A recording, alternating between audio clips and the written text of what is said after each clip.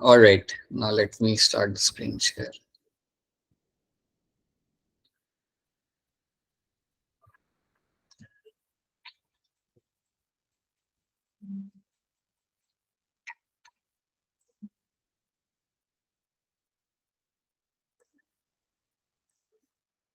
All right. Which organelle is usually found associated with the nucleus of the cell in the animals? इनमें से कौन सा organelle बेटा यहाँ पे होता है जो आपके न्यूक्लियस के साथ यहाँ पे आपका रहेगा एसोसिएटेड? क्या कोई हैंड रेस करके इसका आंसर देना चाहेगा? ओके, सोनाली क्या लग रहा है आपको इसका answer? Sir B option. B कह रहे हैं सोनाली आप यहाँ पे, ठीक है। देन गीता आपको क्या लग रहा है? Sir option B. Option B आप कह रहे हो कि वैक्यूल एसोसिएट होता है मेरे न्यूक्लियस के साथ, ऐसा कह रहे हो आप लोग? अच्छा, अंजलि आपको क्या लग रहा है? Option B. आपको भी ऑप्शन बी लग रहा है? Anyone else? दिव्यांश कुछ बताना चाहोगे? चलिए मैं आपको बताता हूं इसके अंदर हुआ क्या। आप सबका आंसर यहाँ पे आपका हो जाता है गलत। जो न्यूक्लियस, अब एक बात बताओ बेटा, न्यूक्लियस के अंदर आपको क्या मिलता है? याद करिए थोड़ा सा। न्यूक्लियस जो आपका था, समझिए मेरा न्यूक्लियस है, हाँ, ये मेरा यहाँ पे सेल, राइट। सो याद रखना, न्यूक्लियस जब आप देखते हो तो न्यूक्लियस के अंदर आपको मिलता है आपका डीएनए। सो न्यूक्लियस के अंदर आपको मिलेगा आपका डीएनए। सो न्यूक्लियस के अंदर आपको मिलता है आपका डीएनए, और ये जो डीएनए होता है बेटा, जो न्यूक्लियस के अंदर आपको मिलता है, यही डीएनए आपका बनाता है क्रोमोसोम। यही डीएनए आपका क्रोमोसोम बनाएगा, ठीक है।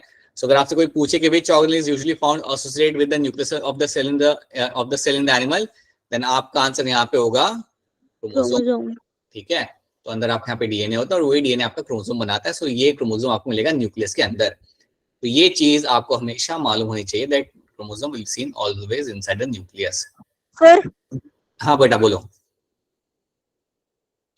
बोलिए बेटा बोलिए, क्या सवाल है आपका, बताइए। सेंट्रोसोम क्या होता है? सर सेंट्रोसोम सेंट्रोसोम क्या होता है? हाँ देखो, सेंट्रोसोम क्या होता है बेटा, ये एक ऑर्गेनल होता है, जैसे मैं आपको बताऊंगा। ऐसे है ना, एक बैरल शेप का एक स्ट्रक्चर होता है, और ऐसा एक नहीं होता, ऐसे दो होते हैं सेल के अंदर। ऐसे दो बैरल शेप के ऐसे स्ट्रक्चर बने हुए होते हैं, और ये जो दोनों बैरल शेप के स्ट्रक्चर जो होते हैं ना, इनको हम रखते हैं एक बैग वाले स्ट्रक्चर के अंदर। इनको रखा जाता है एक बैग के अंदर। ये जो दो मेरे बैरल वाले स्ट्रक्चर जो मेरे यहाँ पे हैं, इनको मैंने रखा है एक बैग के अंदर। और ये जो मेरा पूरा जो स्ट्रक्चर मेरा यहाँ पे है बना हुआ है, इसको मैं बोलूंगा यहाँ पे एज अ सेंट्रोसोम। इसको हम कलेक्टिवली बोलते हैं यहाँ पे एज अ सेंट्रोसोम। तो याद रखना, सेंट्रोसोम में क्या मिलेगा आपको? यहाँ पे दो बैरल वाले स्ट्रक्चर मिलेंगे, जिनको आपने रखा है right angle to each other, उन्हें आपने रखा होगा। और ये जो पूरा बैग होता है प्लस ये अंदर की जो चीजें हैं, इन सबको हम कहते हैं यहाँ पे एज अ सेंट्रोसोम। तो क्वेश्चन यहाँ पे ये आता है कि जो अंदर रखा हुआ है मैंने, ये एक्चुअली में है क्या? ये जो दो मैंने स्ट्रक्चर यहाँ पे अंदर रखे हुए, ये बेसिकली मेरे यहाँ पे है क्या?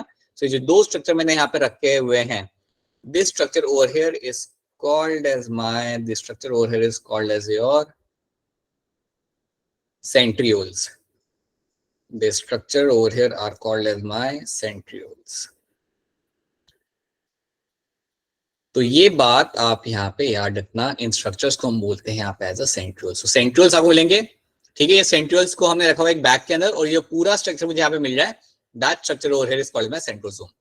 तो अगर आपसे कोई पूछे कि सेंट्रोसोम के अंदर क्या होता है, क्या बेटा? सर फंक्शन क्या होता है इसका सेल में? हाँ, तो इनका फंक्शन यहाँ पे होगा। पहले तो आप इतना रखना कि अगर आपसे कोई पूछे कि सेंट्रोसोम क्या होता है, तो आपका centrosome are the structures in which you will find the centrioles are being kept, जिनके अंदर सेंट्रियोल्स को हम यहाँ पे रखते हैं। फिर अगर आपसे कोई पूछे कि इनका फंक्शन क्या है, जैसे आपने मुझे अभी पूछा, तो इनका क्या होता है? During cell division, during cell division ये आपकी मदद करते हैं। सो ड्यूरिंग सेल डिवीजन ये आपकी मदद करेंगे। कैसे मदद करेंगे? By forming the spindle fibre. अब आप ये ज्यादा डिटेल में समझ नहीं पाओगे, बट याद रखना, सेल डिवीजन के दौरान इनका काम होता है, during cell division they will help in the formation of your spindle fibre, spindle fibre formation. तो ये बनाने में आपकी ये लोग यहाँ पे मदद करते हैं। अगर मैं इसको सिंपल लैंग्वेज में समझाऊं, तो जब आपका सेल डिवीजन हो रहा होता है, जब आपका सेल डिवाइड हो रहा होता है, तो आपको पता है क्या करना है? आपको सारी चीजें इक्वली डिवाइड करनी है। जब मेरा एक नया सेल बनेगा दूसरे सेल में से, तो उसके पास भी वो सब होना चाहिए जो मेरे पहले वाले सेल के पास था। तो जो इक्वल डिवीजन करना होता है ना, वो इक्वल डिवीजन करने के लिए सेंट्रियोल्स मेरे हेल्प करते हैं या सेंट्रोजोम मेरी मदद करेगा। सो याद रखना during cell division spindle fibre formation यहाँ पे किया जाता है, और ये स्पिंडल फाइबर फॉर्मेशन करा ही इसलिए जाता है ताकि आप इक्वल डिस्ट्रीब्यूशन आप कर सको, equal distribution of chromosomes, equal distribution of organelles, ये सब करने के लिए आपका स्पिंडल फाइबर बनाया जाता है, और वो आपका ये लोग यहाँ पे बना के देंगे। So this centrosome is known to make that. तो ये बात आपको यहाँ पे समझनी है। क्या ये वाली बात आप सबको यहाँ पे समझ आ रही है? Yes sir. Yes sir. ठीक है, चलिए then the dictum omnis cellula e cellula was proposed by, ये टर्म किसने बोला था? ओमनिस सेलुला ई सेलुला, ये टर्म आपके सामने किसने रखा था? बताइए सोनाली, क्या लग रहा है आपको इसका आंसर? Sir Sheldon. शेल्डन ने बोला था, ठीक है। Anyone else? और कोई आंसर? चलिए मैं आपको बताता हूँ, चलिए मैं आपको ये एक्सप्लेन करता हूँ। ओमनिस सेलुला ई सेलुला का मतलब क्या होता है? इसका होता है cell coming from the pre existing cell, cell formed from pre existing cell. इसका मतलब ये होता है। अब मैं इसको आपको थोड़ा सा और समझाता हूं। अब आप जानते हो कि जब आपका, देखो आज से 200 साल पहले लोगों को पता नहीं था कि सेल बनता कहां पे से। लोग सोचते थे कि सेल पता नहीं कहां से बन रहा, उन्हें समझ ही नहीं, उसे मालूम नहीं था कि सेल आता कहां से। उन्हें ये पता चल जाता कि सेल है बॉडी के अंदर, लेकिन सेल बनते कैसे किसी को कुछ मालूम नहीं था। बाद में पता चला कि एक सेल में से ही दूसरा सेल बनता है, एक सेल के अंदर से ही दूसरा सेल बनेगा, एक सेल में से ही दूसरा सेल बनता है। या मैं कह सकता हूं all cells come from the pre existing cells. तो सेल्स आपके हमेशा बनाए जाते हैं बने बनाए सेल में से। और ये बात सबसे पहले आगे रखी थी आपके आगे रखी थी बाय माय वर्चॉय। ये जो वर्चॉय नाम के जो साइंटिस्ट है, इन्होंने क्या बोला था कि सेल्स में से ही बनते हैं। इसके पहले किसी को कोई भी बात मालूम नहीं थी। तो याद रखना, इसलिए मेरा ऑप्शन बी बनेगा यहाँ पे एज अ करेक्ट आंसर। तो ये बात रखना that cells come from pre-existing cells formed from pre-existing cell। ये बात आपको बोली गई थी by scientist called as my Virchow. इन्होंने ये बात बोली थी कि सेल्स पुराने सेल्स में से ही आते हैं। इसके पहले किसी को मालूम नहीं था कि सेल्स दूसरे सेल्स में से ही आते हैं। उन्हें लगता था पता नहीं कहां से आ रहे हैं, अपने आप कहीं से बन रहे, but that was clear by Virchow. तो ये बात याद रखना। सर बताइए सर, जो बाकी सेल्स थे सर वो प्री एग्जिस्टिंग सेल्स जाते हैं सर। जो सबसे फर्स्ट सेल है बॉडी का सर, वो कहाँ से बनता था? तो नहीं, वो पहले ओशन में बना था, वो ओशन में बना था। और ओशन में जब वो सेल बना, हाँ बेटा बोला, सर वहीं से हुए सारे सेल्स फॉर्म फिर? वहीं से आपका पूरा इवेंट चालू हुआ सेल डिवीजन का।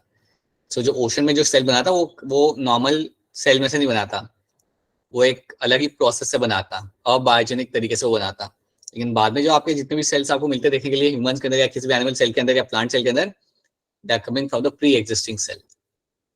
वो पुराने सेल में से बनते हैं, ठीक है। लेकिन जब तुम कहते हो कि लाइफ अर्थ पे कैसे आई थी, तो तब आप समझते हो कि पहला सेल कैसे बना था। वो अभी हम यहाँ पे नहीं सीखेंगे, बट वो आप इवोल्यूशन में सीखोगे। पता चला दिव्यांश? Yes sir. ठीक है, चलिए आगे बढ़ते हैं। So that was the answer over here. चलिए आगे एक और देखते हैं।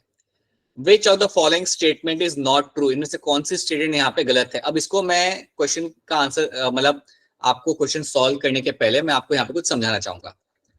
अगर मैं बात करता हूं about my mitochondria, if I talk about my mitochondria, अगर मैं माइटोकॉन्ड्रिया के बारे में बात करूं, तो आप इतना जानते हो, it is a power house of cell. इतना तो आप सब लोग जानते हो, यस है ना? सर। ठीक है, इसका स्ट्रक्चर थोड़ा सा हम देख लेते हैं यहाँ पे। तो अगर मैं माइटोकॉन्ड्रिया यहाँ पे बनाऊंगा ना, पता है वो कैसा बनेगा? So mitochondria will be something like this.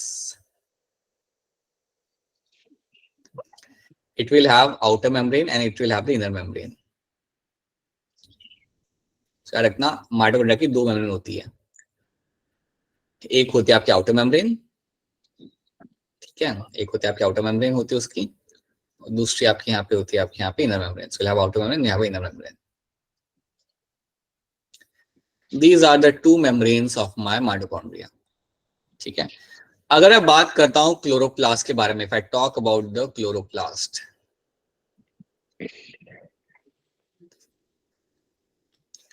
उसमें भी पता है क्या होता है, क्लोरोप्लास्ट के अंदर भी आपको 2 मेम्ब्रेन मिलेगी, क्लोरोप्लास्ट के अंदर भी आपको डबल मेम्ब्रेन की कवरिंग आपको मिलती है। So you have outer membrane and you have inner membrane, right? By the way chloroplast किस चीज के लिए जाना जाता है? क्लोरोप्लास्ट किस चीज के लिए प्लांट्स जाना में जाता होता है? है सर, ये प्लांट प्लांट को को कलर कलर देता देता है, है। और कुछ हो तो ठीक है, और कुछ उसके अलावा? सर इससे फोटोसिंथेसिस होता है। जी, बिल्कुल, इसको यूज करेंगे हम लोग हमारे फोटोसिंथेसिस के लिए। प्लांट्स ने अपना खाना बनाना है इसकी मदद से, तो it is been used for my photosynthesis.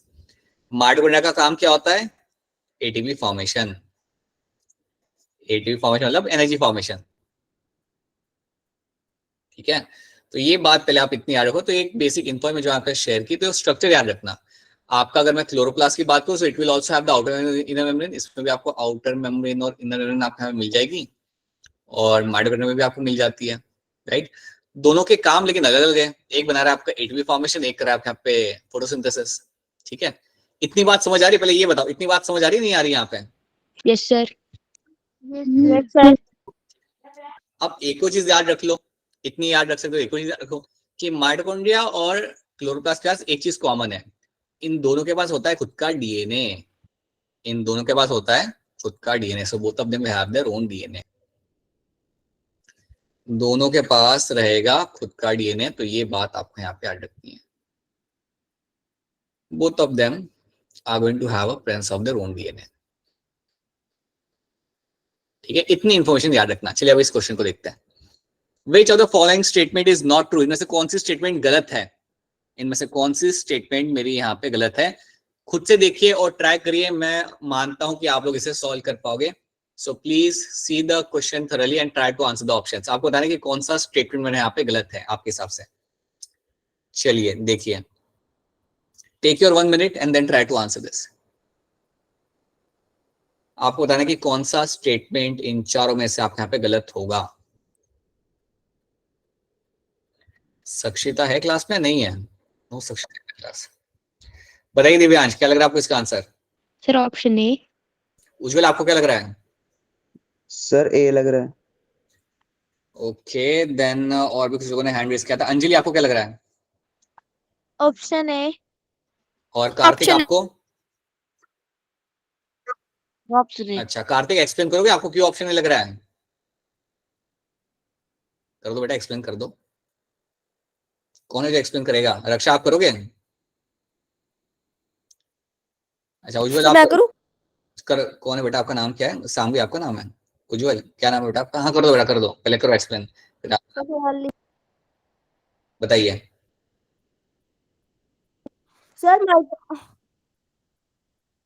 Sir mitochondria जो सेल को एनर्जी प्रोवाइड करता है वो एटीपी की फॉर्म में होती है सर। राइट। सर पर सर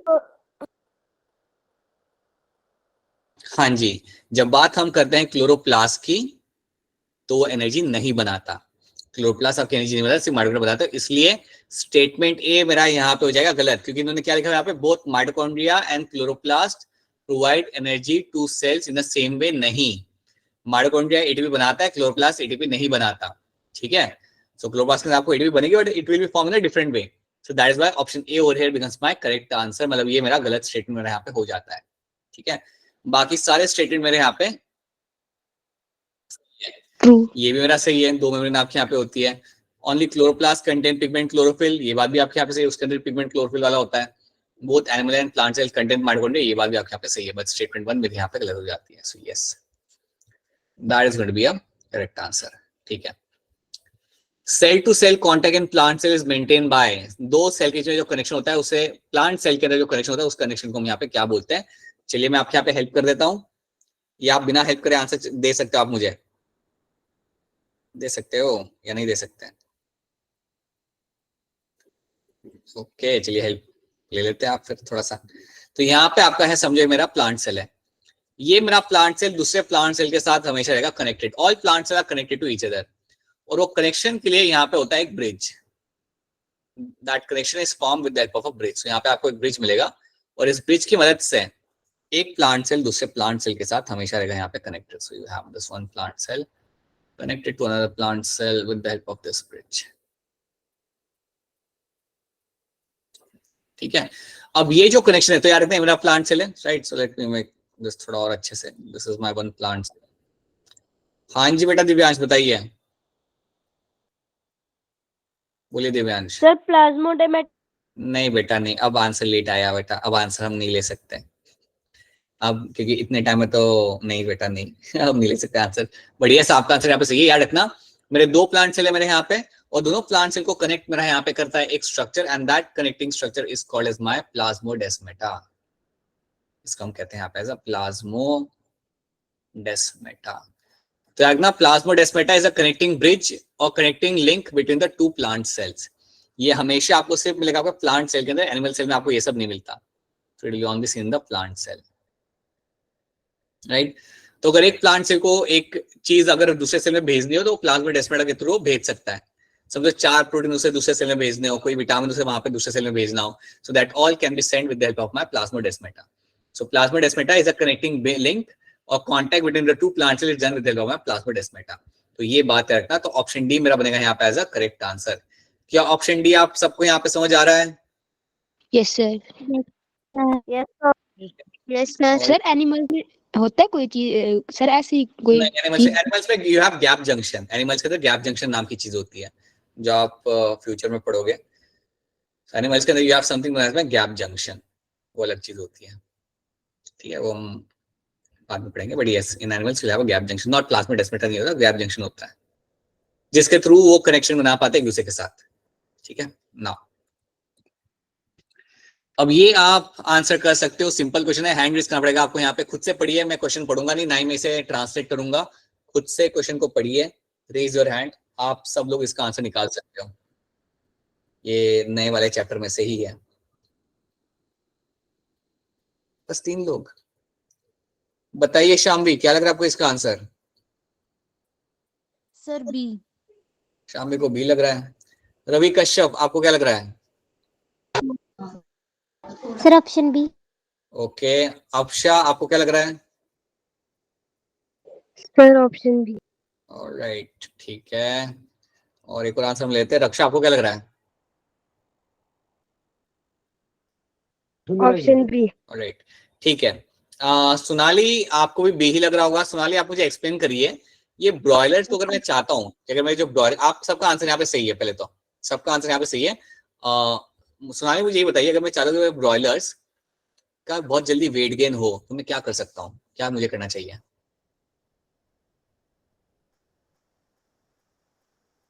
सर क्वेश्चन रिपीट करना. क्वेश्चन ये है कि अगर मैं चाहता हूँ मेरे ब्रॉयलर्स का वेट गेन जल्दी हो तो मैं क्या कर सकता हूँ? सर उनको सर मूवमेंट कम करने देना. राइट. और उसके अलावा? ठीक है, मूवमेंट में कम करा दी उनकी. और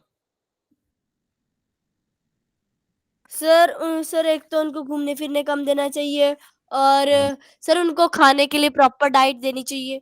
राइट, प्रॉपर डाइट. और अच्छा, अगर मैं उन्हें घूमने फिरने वहां पे नहीं दूंगा, देन आई विल फाइंड कि इनका वेट बहुत जल्दी यहाँ पे गेन होगा. So will find that weight is going to gain very rapidly over there.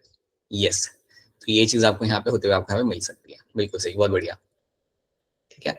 अब क्वेश्चन नंबर 17, ध्यान से देखिए क्वेश्चन को, खुद से पढ़िए. Number of queens in the hives, कितनी क्वींस आपको मिल जाती है आपके बी हाइव के अंदर? ध्यान से पढ़िएगा. Raise your hand and then I will take your answer. Anjali Jassal, बताइए. Sir option D. उज्जवल, आपको क्या लग रहा है? सर ऑप्शन डी लग रहा है. और दिव्यांश, आपको क्या लग रहा है? Sir option D. दिव्यांश, मुझे ये बताइए कि अगर समझो एक बी हाइव है और अगर मैंने वहां से उस क्वीन को निकाल दिया और उसको मैंने कहीं दूर जाके रख दिया तो फिर क्या होगा? सर बाकी बीज हाइव से निकल जाएगी. ओके, ठीक है. ऑलराइट, बिल्कुल सही बेटा, बिल्कुल सही आपका यहाँ पे आंसर है. आप सबका आंसर यहाँ पे सही है. जो भी है, आई होप सबका आंसर यहाँ पे ऑप्शन डी ही होगा. आपकी सिर्फ एक ही क्वीन होती है आपके बी हाइव के अंदर. बिल्कुल सही बात है. ऑलराइट, मुझे कोई बताना चाहेगा कि बी क्वीन होती है, एक तो आपकी होती है, एक सिंगल क्वीन आपकी होती है. इसके अलावा और 2 कौन से कैटेगरी वाले आपके यहाँ पे लोग मिल जाते हैं? आपको कौन से कैटेगरी के हनी बीज आपके यहाँ पे मिल जाते हैं? 2 कैटेगरी के बताइए. अंजलि. Worker B. ठीक है. और सर एक और होती है, मेल भी होती है सर ऐसे, हाँ, उसका नाम होता है drones. Yes, drone. Worker bee and drones, बिल्कुल सही। So that is what you find in the bee family के अंदर। बढ़िया। क्वेश्चन नंबर 18 का which are the following insect produce honey, में से कौन सा इंसेक्ट आपका हनी बनाता है? ध्यान से करिएगा, ध्यान से देख के, ज्यादा सिंपल क्वेश्चन ही है, इनको गड़बड़ मत करिएगा। हैंड रेज करना पड़ेगा आपको, बस 3 ही लोग, बस इतना ही। Which of them will form the honey? Simple है बेटा, ये तो सिंपल है। बताइए Divyansh. Sir Apis indica. Anjali आपको क्या लग रहा है? Option B. ऑलराइट, अंजलि आप मुझे एपिस इंडिका के अलावा और कोई दूसरे बी का नाम बता सकते हो? Sir Apis florea. Florea, alright, ठीक है, बहुत बढ़िया, okay, very good. Then Apis dorsata. बहुत बढ़िया बेटा, बहुत बढ़िया, डोसाटा, ऑलराइट, ठीक है, mellifera. And mellifera, very good. आपको इतना अच्छे से ये सब चीजें समझ आती है, आप लोग याद रखते हो, it's a very good thing, बहुत बढ़िया। So florea, dorsata, mellifera are the 3 names you can know. अब मैं आपसे पूछना चाहूंगा, इन तीनों में से अफ्रीका की कौन सी है? वैसे ही बता दो अनम्यूट करके, कौन सी अफ्रीका की? सेकंड सर वाली। Sir dorsata. हाँ जी, डोसेट आपके यहाँ पे रहेगी, ये अफ्रीका की होती है। तो मुझे बताइए, आप में से कोई मुझे बताइए, कौन बताएगा मुझे, थोड़ा सा जानना चाहूंगा। उज्जवल आप बताने का ट्राई करो कि अगर मैं पहली बार अपना अपायरी बना रहा हूं तो मुझे कौन सी हनी भी यूज करनी चाहिए आपके हिसाब से? Sir Apis indica. ठीक है, और इसका रीजन क्या है आपका ये बोलने का? सर बिकॉज सर ये ज्यादा एंग्री नहीं होती है सर। राइट, बिल्कुल सही, ये काफी डोसाइल होती है, they don't get very like aggressive, right, that is one of the reason. तो मैं ये यूज कर सकता हूँ। यूएन में मेलिफेरा भी यूज करता हूँ क्योंकि ये भी काफी डोसाइल होती है। तो मुझे ये बता दो उज्जवल कि मुझे कौन सी इसमें से यूज कभी नहीं करनी चाहिए, मतलब स्टार्टिंग में तो यूज नहीं करनी चाहिए। Sir dorsata, Apis dorsata. बिल्कुल सही, because they are very aggressive, बिल्कुल सही, बहुत बढ़िया बेटा, यस, ओके। नाउ इसका आंसर भी आप थोड़ा थोड़ा सा लाइक सोच के आप कर सकते हो इसका answer, it is not difficult. So बताइए सोनाली, ड्रोन्स डी। क्या होते हैं? बोलिए। Sir fertile male. Okay, Ravi का शिव आपको क्या लग रहा है? Sir option A. नहीं, ओके। उज्जवल? सर बी लग रहा है। राइट, ठीक है, तो याद रखिएगा बेटा, आप सबका आंसर यहाँ पे बी सही है आप सबका। बेटा स्टेराइल का मतलब होता है बेटा आपका, स्टेराइल मतलब जो इनफर्टाइल होता है, जो बेबी फॉर्म नहीं कर सकता, वैसा नहीं होता। मेल्स आर द वन जो मतलब basically they are be fertile. Males fertile होते हैं, और अगर मेल फर्टाइल होंगे तभी तो वो फिर एग बना पाएगी ना, फीमेल एग बना पाएगी बेबीज के साथ। सो मेल याद रखना हमेशा फर्टाइल होता है। So drones are nothing but a males and they are going to be fertile, ठीक है। सो ऑप्शन बी बनेगा यहाँ पे as a correct answer. Now अब यहाँ पे आ गया आपके सामने match the following. Now you have the match the following in front of you. ध्यान से देखिए, टेक योर टाइम, कर सकते हो आप, कोई डिफिकल्ट क्वेश्चन है नहीं है मैच द फॉलोइंग वाला। आराम से टाइम लीजिए, take your 1 minute and then raise your hand. अच्छा खासा 1 मिनट लीजिए आप यहाँ पे, एंड देन फिर आप अपने अपना यहाँ पे आप हैंड रेज कर सकते हो।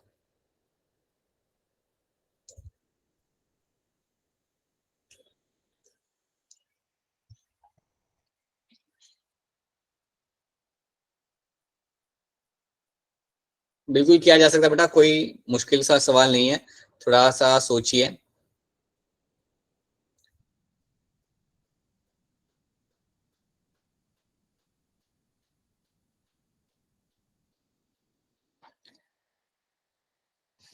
चलो मैं आपको थोड़ी हिंट दूं क्या? हिंट नो दे सर। नहीं दूं? अच्छा नहीं चाहिए, चलो ठीक है, करो फिर। सोनाली आपने हैंड रेज कर दिया, बताइए क्या लग रहा है आपको इसका answer? Sir third option. Okay, option C कर आप सोनाली, ऑप्शन सी कैसे होगा? ऑप्शन सी के हिसाब से क्या हो रहा है, ए के साथ मैच कर रहा है पी। बेटा ए के साथ पी कैसे मैच करेगा? क्योंकि देखो यहाँ क्या लिखा हुआ है, ए है यहाँ पे रॉक बी, रॉक बी तो कभी फिश नी के साथ मैच नहीं करेगा ना यहाँ पे। तो थर्ड ऑप्शन तो नहीं हो पाएगा, है ना। गीता बताइए क्या लग रहा है आपको? सर ऑप्शन ए। गीता को यहाँ पे ऑप्शन नहीं लग रहा है, ठीक है, very good. Anyone else? Divyansh, क्या लगता है आपको? Sir option D. दिव्यांश आप कह रहे हो यहाँ पे ऑप्शन डी, ऑलराइट, ठीक है। एंड और कोई है क्या यहाँ पे? रवि काशिप, आपने sir hand option A. Sir गलत हो गया। गलत हो गया। ऑप्शन ए यहाँ पे बनेगा एज अ करेक्ट आंसर। तो देखिए यहाँ पे क्या होता है, रॉक बी मतलब आपका यहाँ पे आएगा एपिस डॉर्सेटा, बी है ना, तो आप समझ जाते हो दैट विल कम विद ए, मेरा मैच करेगा मेरे एस के साथ, ठीक है।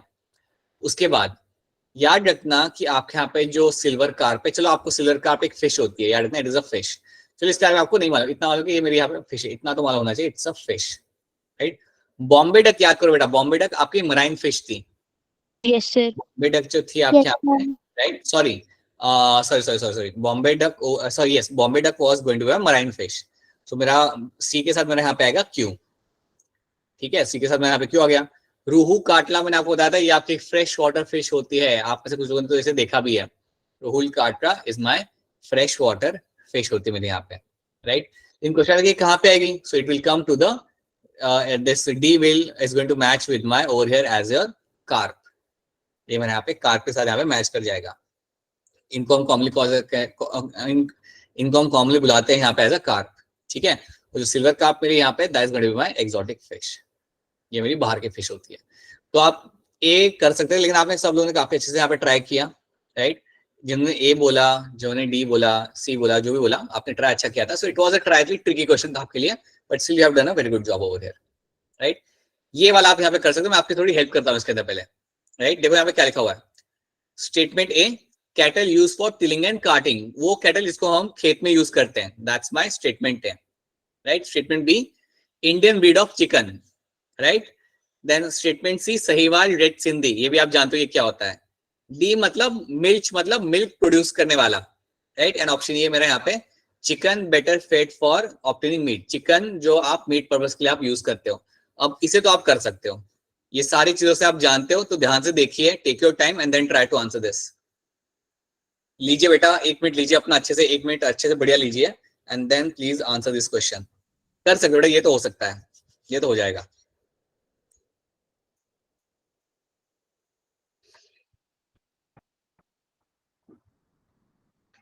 अगर सारे मैच नहीं करवा रहे, जो भी मेन मैच हो रहे उन्हें मैच करके देखो कि आंसर निकल है नहीं निकल जा, तब भी आप कर सकते हो।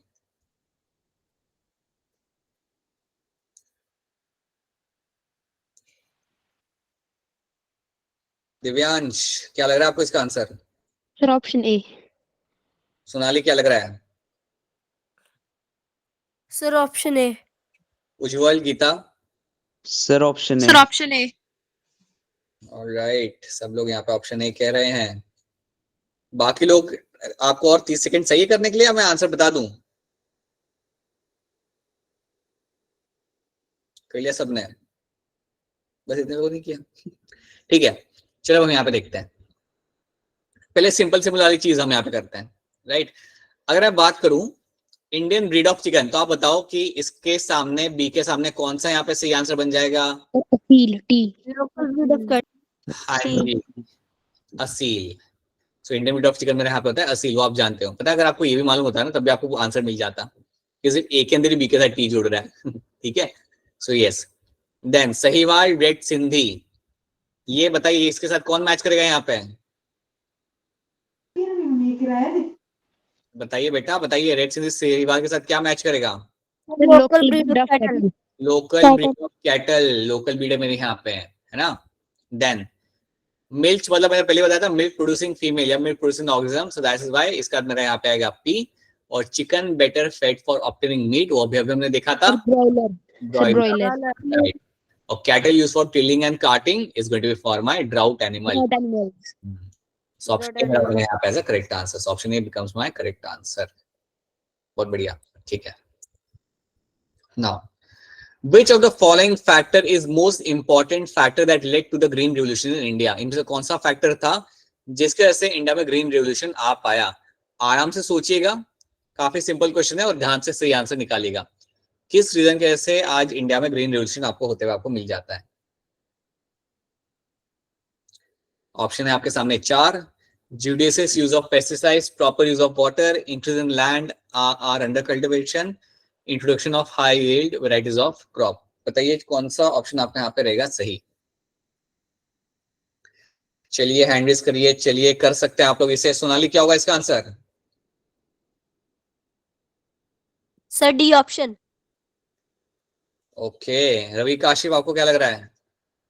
Sir option D. Option D आप लोगों का आंसर यहाँ पे सही है. Introduction of higher yielding varieties of crop. आपकी जब से आपकी higher yielding variety of crop आपकी आ चुकी है आपके सोसाइटी के अंदर, इंडिया के अंदर, तो उसके वजह से आपका ग्रीन रेवोल्यूशन आपका हो पाया है. तो याद रखना that is a correct answer. Introduction of higher yielding varieties of crop. ठीक है बेटा, बाकी लोग भी ट्राई करेंगे. सिंपल क्वेश्चन था. चलिए इसको देखते हैं. अब ये क्वेश्चन आपके आ रहे हैं ह्यूमन हेल्थ से रिलेटेड, तो ध्यान से देखिएगा. Which of the following is a communicable disease? मतलब कौन सी इसमें से बीमारी एक पर्सन को ही तो दूसरे को भी हो सकती है. हैंड रेज करिए सब लोग. Take your time. सब लोग अपना टाइम लीजिए एंड रेज योर हैंड. कौन सी इनमें से बीमारी है जो अगर एक को हुई तो दूसरे को भी हो सकती है? चलिए चलिए चलिए जल्दी सब लोग देख लीजिए. क्वेश्चन को लीजिए अपने. Take your 20 seconds. अगर आप चाहो तो ले सकते हो अपने 20 second and then raise your hand. Arushi क्या लग रहा है आपको इसका answer? Sir all of the above. Shamvi आपको क्या लग रहा है? Sir D. और उज्जवल आपको क्या लग रहा है? Sir all of the above. All of the above आपका आंसर यहाँ पे सही है. बिल्कुल सही बात है बेटा. आपके यहाँ पे चाहे फ्लू हो, कोल्ड हो या चिकन पॉक्स हो, अगर एक को हुआ तो दूसरे को भी ये हो सकता है. It is a very communicable disease. So yes, option D मेरा बनेगा यहाँ पे एज अ करेक्ट आंसर. बहुत बढ़िया. Right, option D becomes correct answer. बिल्कुल सही. ठीक है. देन क्वेश्चन को ध्यान से पढ़िए. Which of the following is an exception to the condition necessary for the good individual health? इन चारों में से कौन सी एक चीज है जो सही नहीं है, जो एक्सेप्शन है, जिसकी exception to the good individual health? मतलब इन चारों से कौन सा एक ऑड है? इन्हें चौरा में एक तरीके which of them is going to be the odd over here. ठीक है, तो आपको मुझे इसे आंसर भी देना पड़ेगा. इसको आपको थोड़ा सा मुझे एक्सप्लेन भी करना पड़ेगा. राइट, तो ध्यान से देख लीजिए. Take your 20 seconds. Which of the following is an exception to the condition necessary for the good individual health? इन चारों में से कौन सी एक चीज है जो एक्सेप्शन है, जो अलग है, एक अच्छी हेल्थ के लिए जो चाहिए होता है उनमें से अलग है? इनमें से कौन सी चीज? सो देखिए ध्यान से and please raise your hand. कर सकते हो बेटा, आप सब लोग कर सकते हो. सिंपल सा क्वेश्चन है, बस थोड़ा सा मुझे एक्सप्लेन आपको करना पड़ेगा. सोनाली सोनाली सोनाली बेटा, आपका स्टूडेंट आईडी क्या है? सर 00419306. एक बार फिर बेटा, एक बार फिर बोलना. बोलो. सर 00419306. ऑलराइट, ठीक है. ऑलराइट, तो अब मुझे सोनाली चलिए आप एक्सप्लेन कर दीजिए इसका क्या आंसर आपके हिसाब से निकल रहा है. Sir C option. ओ सी, ठीक है. Alright, okay. ऐसा क्यों लग रहा है बेटा सी आंसर यहाँ पे होगा?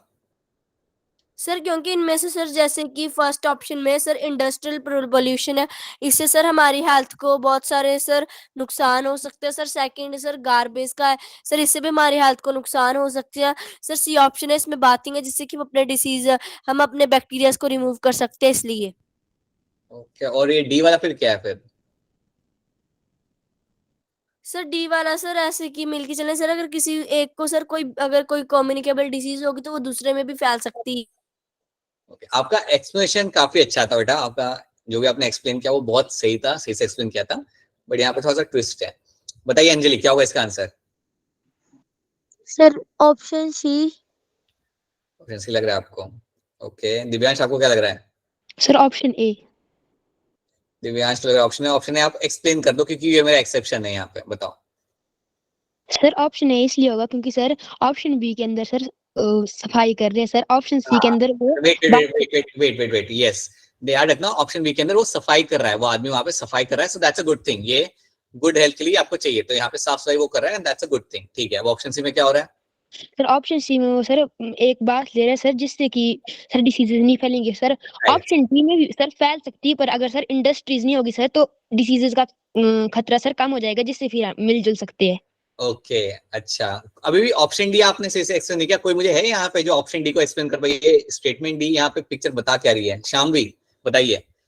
ये सर हम फ्रेंड्स के साथ रहेंगे तो हम मेंटली भी ठीक रहेंगे, जो कि वेरी हेल्थ का। गुड, राइट, बहुत बढ़िया। सो ऑप्शन डी मेरा यहाँ पे कह रहा है इट मीन्स सोशल वेलबींग की यहाँ पे बात की जा रही है। यहाँ पे बात की जा रही है about my social wellbeing.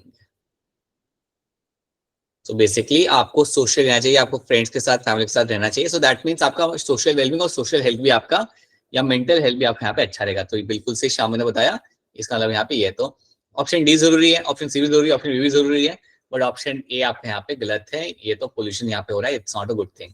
So yes, option A बनेगा यहाँ पे मेरा एज अ करेक्ट आंसर। बहुत बढ़िया, सही है। ऑल ऑफ यू कलेक्टिवली आप सबने काफी अच्छा किया।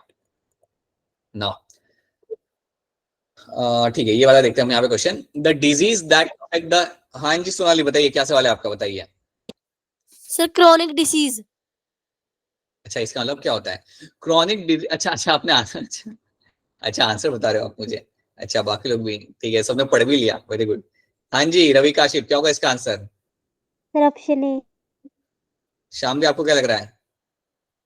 सर ये बाकी लोग भी ट्राई करिए। अंजलि क्या लग रहा है आपको इसका आंसर? Option A. अच्छा उज्जवल आप बता दो, चलो। सर ए। उज्जवल एग्जाम्पल लेना पड़ेगा क्रॉनिक डिजीज का, बताओ।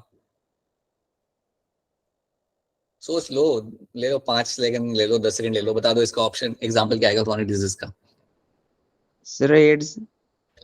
हाँ ठीक है, एड्स हो सकता है, ठीक है, ऑलराइट। उज्जवल ने एक बता दिया। शाम भी आपको एग्जाम्पल दोगे, एक और एग्जाम्पल क्रॉनिक डिजीज का? आंसर कैंसर बता दिया आपने, ठीक है, ये दो बड़ी आपके बढ़िया एग्जाम्पल है। Yes, so the disease that affect the health of the patient drastically and last for long period of time, जो लंबे टाइम के लिए रहती है बीमारी, that is called as my chronic disease. उसको हम बोलते हैं आप as a chronic disease, right. Acute disease का मतलब क्या होता है? दिव्यांश बता दो, what do mean the acute disease? Sir जो कम टाइम के लिए रहती है और सर कम डैमेज करती है हेल्थ के लिए। सर एक तरह से वो जल्दी होती है और जल्दी खत्म हो जाती है। यस, कम टाइम के लिए रहती है वो, जल्दी मिलती है, जल्दी खत्म हो जाती है। इसका एग्जाम्पल मुझे दे दो। अंजलि आप मुझे एग्जाम्पल दोगे एक्यूट डिजीज का एग्जाम्पल, जो काफी कम टाइम के लिए आपकी बॉडी में रहती है? Sir cold. कोल्ड हो गया। दिव्यांश एक और एग्जाम्पल दे दो। Sir fever.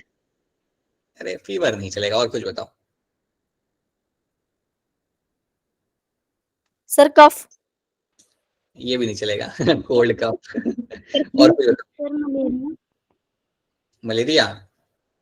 मलेरिया ले सकते हैं, it's not a very long term disease. Yes it's sir acute disease. Vomiting. हाँ ठीक है, वॉमिटिंग डिजीज। हाँ ठीक है, वॉमिटिंग, चलो। अब किडनी स्टोन बोलो, किडनी। क्या बेटा वापस बोलो, क्या कह रहे हो? Sir jaundice. जॉन्डिस हो सकता है, ठीक है, टाइफाइड हो सकता है, या they are my acute disease, बिल्कुल सही।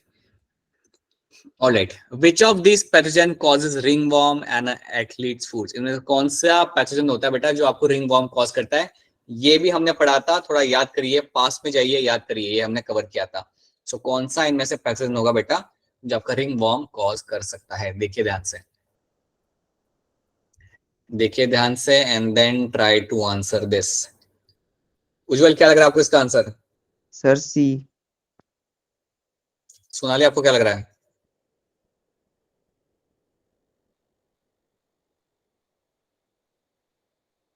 Sir protozoa.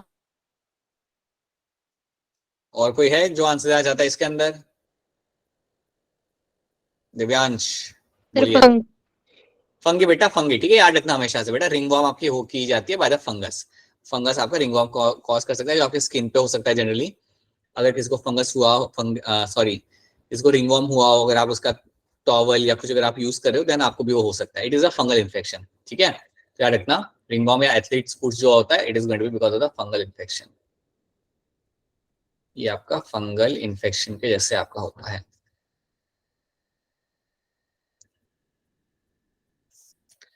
तो ये चीज भी आपने यहाँ पे याद रखना, that is also one thing you have to know, so it is all caused by a fungal infection, right.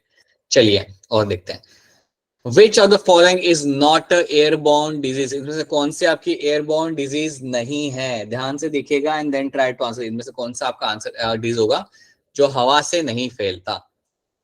Your time लीजिए बेटा, 10 सेकंड लीजिए, 20 सेकंड लीजिए अपने यहाँ पे, and then try to answer this. Okay Ujjwal क्या लग रहा है आपको इसका आंसर? Sir D.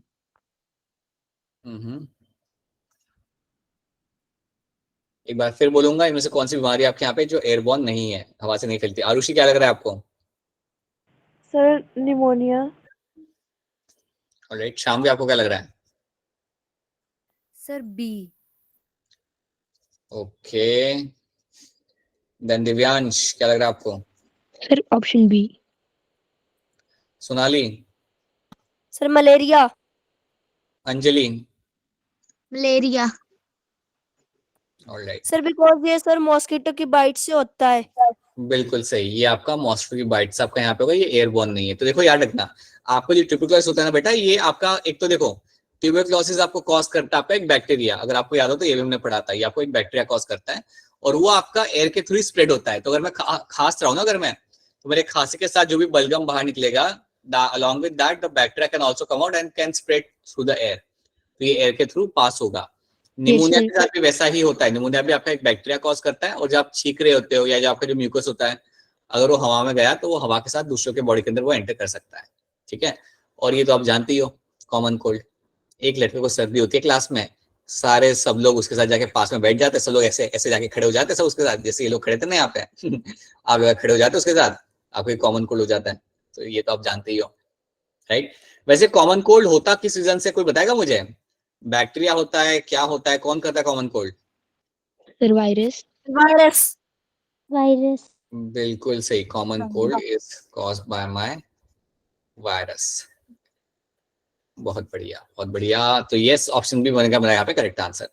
सो ये चीज आपको यहाँ पे याद रखनी है। चलिए, विच of the statement is true about the, इनमें से कौन सी स्टेटमेंट आपके यहाँ पे सही है कॉमन कोल्ड को लेके?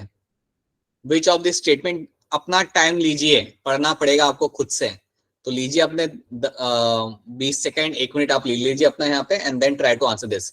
विच of this statement is true about the common cold, इनमें से कौन सी स्टेटमेंट आपके यहाँ पे सही है कॉमन कोल्ड को लेके? सर कंटेजियस क्या होता है? कंटेजियस मतलब एक से दूसरे को फैलने वाली बीमारी, राइट। जो एक को गई तो दूसरे को भी फटाफट फैल सकती है, उसे हम कहते हैं कंटेजियस, ठीक है। सो एक से दूसरे को फैले, दूसरे से तीसरे को फैलिए, कंटेजियस है। कोरोना वायरस कंटेजियस था, एक को तो दूसरे को भी पढ़ लिया। अरे नहीं बेटा, सबको पढ़ने दो, सबको पढ़ने दो सबको। तो ठीक है, मुझे बताइए रवि काशिफ, क्या लग रहा है इसका answer? Sir option A.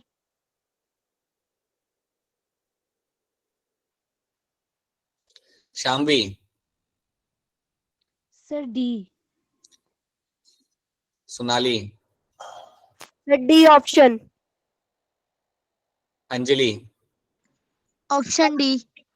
Ujjwal? Sir option D. And Divyansh? Sir option D. Divyansh explain कर दो, क्यों लग रहा है आपको कि ऑप्शन डी मेरे यहाँ पे सही आंसर है? सर ऑप्शन ए है, common cold is not contagious. Sir आपने बोला कि ये एक दूसरे से फैल सकता है, कंटेजियस का मतलब सर उधर नॉट लिखा है सर, ये रॉन्ग हो जाएगा सर। फिर जो सेकंड ऑप्शन है सर, उसमें लिखा है the bacteria causing common cold does not have its own RNA. Sir common cold bacteria से नहीं होता है सर। थर्ड में भी सर वही है कि वो बैक्टीरियल डिसीज है, पर सर वो बैक्टीरिया से नहीं होता सर। ये फोर्थ ही बचता है, तो सर फोर्थ ट्रू है। बहुत बढ़िया, बहुत बढ़िया, yes, very good. So virus causing common cold can leave the body of infected person through the mucus, बिल्कुल सही, yes, very good। क्या बेटा दिव्यांश आपका प्लान क्या था? लॉ करने का प्लान था ना आपका? No sir. फिर क्या प्लान था आपका, मैं भूल गया। सर लॉ करने का सोनाली का था। अच्छा, आपका क्या? अच्छा, सोनाली का लॉ करने का था। अरे सोनाली, सोनाली डॉक्टर बन जाते बेटा, ऐसे क्या कर रहे हो आपका क्या था दिव्यांश? सर मेरा आईएएस। आईएएस, चलो बढ़िया है, बहुत बढ़िया, ठीक है, ऑलराइट, ठीक है। अच्छा, ये वाला क्वेश्चन अगर आपने अपनी बुक पढ़ी है अच्छे से तो आप इसका आंसर दे पाओगे मुझे। The generic name of mango, mango का जेनेरिक नेम यहाँ पे क्या होता है? आरुषि बताना चाहोगे आप? Sir Mangifera indica. ऑलराइट, आप ये कह रहे हो। अंजलि आपको क्या लग रहा है? Option A. ऑप्शन ए आपका यहाँ पे सबका आंसर सही है। So Mangifera indica is the correct answer for mango, बिल्कुल सही, दैट्स द करेक्ट आंसर। इसमें हम ज्यादा वक्त नहीं लगाएंगे, ठीक है। ये ध्यान से देखना, which of the classes of animals have a dry scaly skin, internal fertilisation and are cold blooded animals. तो ये ट्रेड्स को याद करो, ड्राई होती है, स्केली स्किन आपको मिल जाती है, internal fertilisation and cold blooded animals. ध्यान से देखिएगा, take your time, take your 20 seconds and then try to answer this.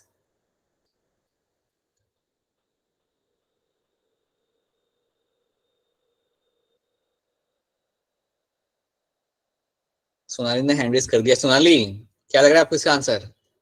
Sir D option है, रेप्टाइल्स. सोनाली यहाँ पे डी कह रहे हैं. यहाँ पे बाकी लोग का भी वेट कर रहा हूँ. बाकी लोग काफी सोच रहे हैं, इतना नहीं सोचना होता. शिवांश पाठक, क्या लग रहा है आपको इसका आंसर? Sir D. शिवांश भी डी कह रहे हैं. शिवांश, मुझे एक दो एग्जांपल दोगे रेप्टाइल्स के?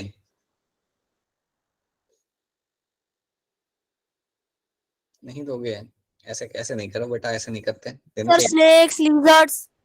अरे अरे बेटा, दूसरों को भी आंसर देना है. रुक जाओ.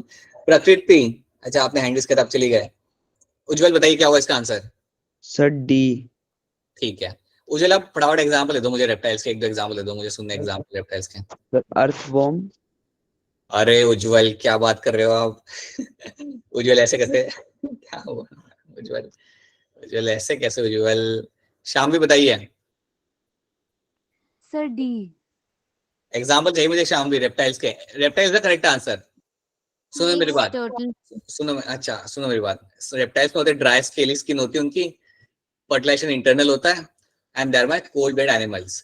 मुझे दो एग्जांपल शाम भी रेप्टाइल्स के बताइए. Sir snakes, turtles, crocodiles. ठीक है.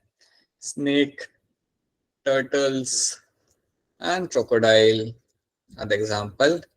और एग्जांपल आपका यहाँ पे लिजर्ड्स, जो आपके घर के आसपास आपको दौड़ते हुए आपको मिल जाती है. ठीक है.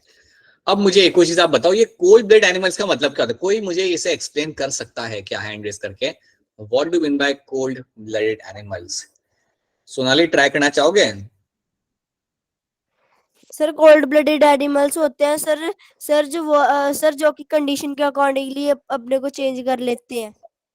राइट. तो अपना बॉडी टेम्परेचर ये लोग अपने कंडीशन के हिसाब से चेंज कर पाते हैं. याद रखना, कोल्ड ब्लड एनिमल्स अपना टेम्परेचर खुद से रेगुलेट नहीं कर सकते. हम सारे के सारे हैं वार्म ब्लड एनिमल्स, हमारा टेम्परेचर अपना रेगुलेट हो जाता है. बट रेप्टाइल्स के अंदर they can not regulate their own temperature. इसका मतलब ये होता है कि अगर क्रोकोडाइल चाहता है कि उसको गर्मी चाहिए, अगर वो अपने बॉडी टेम्परेचर बढ़ाना चाहता है, तो वो बाहर आके बैठेगा पानी के. वो पानी के बाहर आके बैठेगा, धूप सेकेगा और उससे उसका टेम्परेचर बढ़ जाएगा. उसकी बॉडी की जो टेम्परेचर होगा वो वहां पे उसका वो बढ़ जाता है. ठीक है. उसी तरीके से अगर क्रोकोडाइल को लगता है कि उससे अपना टेम्परेचर कम करना है, तो क्या करेगा? वो पानी के अंदर चला जाएगा. ठीक है.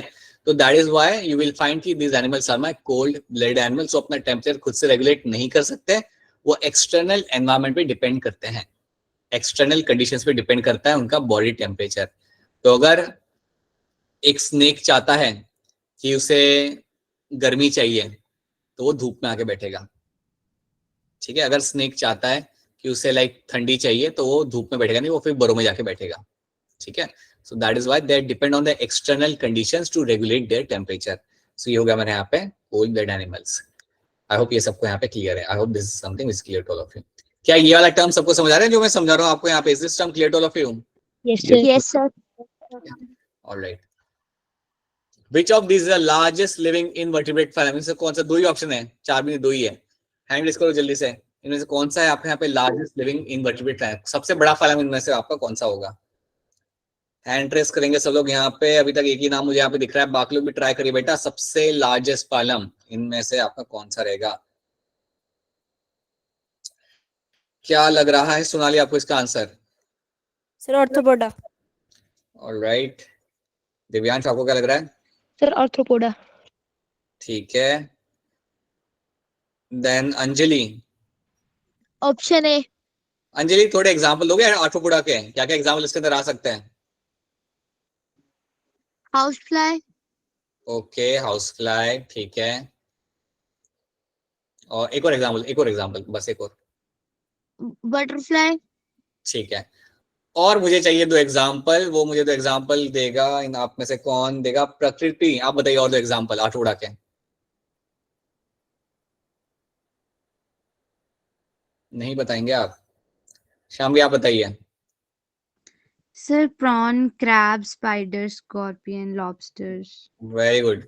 Prawn, crabs, spiders, lobsters, they are all arthropods along with your cockroach.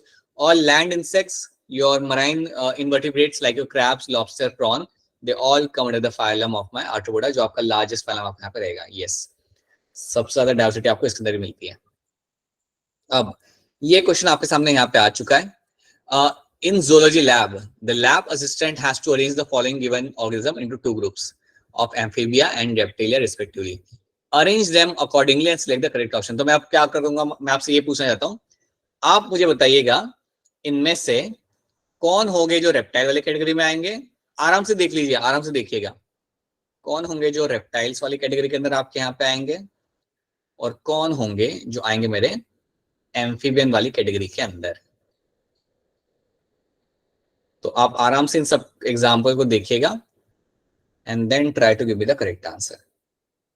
Take your time, every one of you, take your time. Simple question है, पिक्चर देखना और मुझे बताना है. ले लीजिए बेटा, 2 मिनट ले लीजिए अपने, कोई बात नहीं.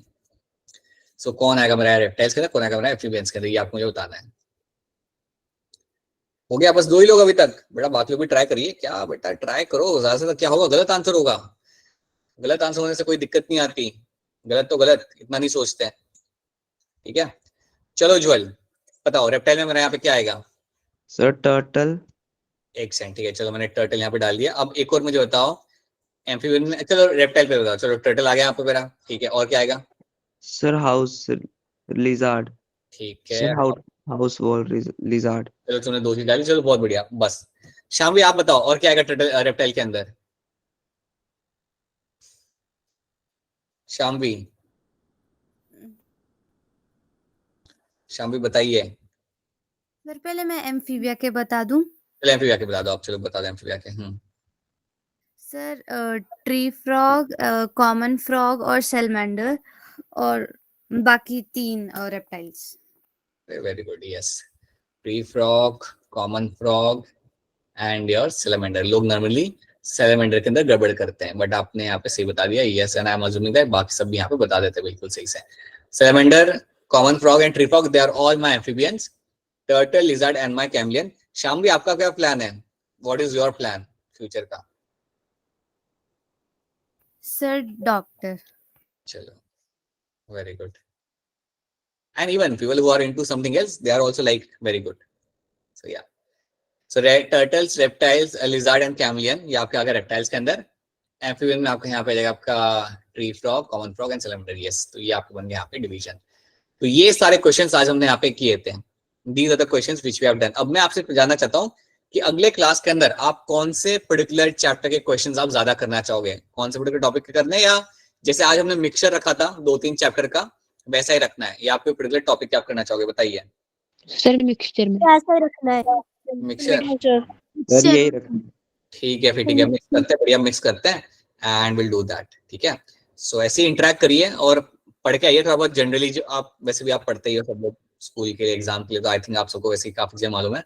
तो नेक्स्ट वीक में जो आई थिंक आपका लास्ट लेक्चर भी होगा शायद हमारा, लाइक मेरे साथ, before the session gets completed, तो हम लोग और क्वेश्चन सॉल्व करेंगे. थोड़े और अच्छे लेवल के क्वेश्चन लेके आऊंगा, ट्राई करूंगा 1-2 लेवल ऊपर के लेके आऊं. जितना डिफिकल्ट क्वेश्चन उतना सॉल्व करने में मजा आता है, राइट. एंड सो सारे नहीं, बट 1-2 क्वेश्चन रखेंगे हम लोग थोड़े डिफिकल्ट लेवल के, बाकी सब हम लोग नॉर्मल रखेंगे. ठीक है, so will do that. Will try to solve again in the next class. Around 25-26 question हम लोग ट्राई करेंगे सॉल्व करने का, right. So and I hope आज जो हमने क्वेश्चन कराए थे वो आप सबको समझ आ रहे हैं. And please have a habit of solving this question. चाहे आप कोई भी एग्जाम की प्रिपरेशन करो, चाहे आपका कोई भी प्लान हो फ्यूचर का, please have a habit of solving question, it will help you. ठीक है, so alright then, this is from my end. अगर कोई सवाल हो तो आप अपना सवाल पूछ सकते हो. अगर कोई सवाल नहीं है, हाँ जी उज्जवल बताइए क्या सवाल है आपको, बताइए. सर एनडीए में सर ऐसे क्वेश्चंस आते हैं. एनडीए में भी आपका सर, एमसीक्यू रहेगा. यस, में भी आपका यस एमसीक्यू रहेगा, बिल्कुल. Yes. So yes, have a habit of solving question, have a habit of having critical thinking वाले क्वेश्चन सॉल्व करने की आदत डालो, राइट. जितना आपको वो रहेगा सो उतना आपके लिए बेनिफिट रहेगा. सो जितना जल्दी, see it is a very simple thing, जितना जल्दी और जितना कंसिस्टेंटली आप क्वेश्चन सॉल्व करने की आदत डालते हो और क्वेश्चन सॉल्व करते रहते हो, उतना आपको लॉन्ग टर्म बेनिफिट होगा, राइट. जैसे कि आज की डेट में अगर आप लोग मुझे ट्यूबरकुलोसिस, HIV, एड्स, कैंसर अगर आप एक्सप्लेन कर सकते हो, it's a very good thing. It's a very good thing. That means you have a very good clarity of the topic, और वो आपको आगे जाके काफी हेल्प करता है ये सब चीजें समझना, चाहे कोई भी चीज हो, ठीक है। सो या alright then, so that's it from my end. कोई सवाल हो तो पूछिए, अगर कोई सवाल नहीं है आपका तो आपका लेक्चर यहाँ खत्म होता है। Will catch again next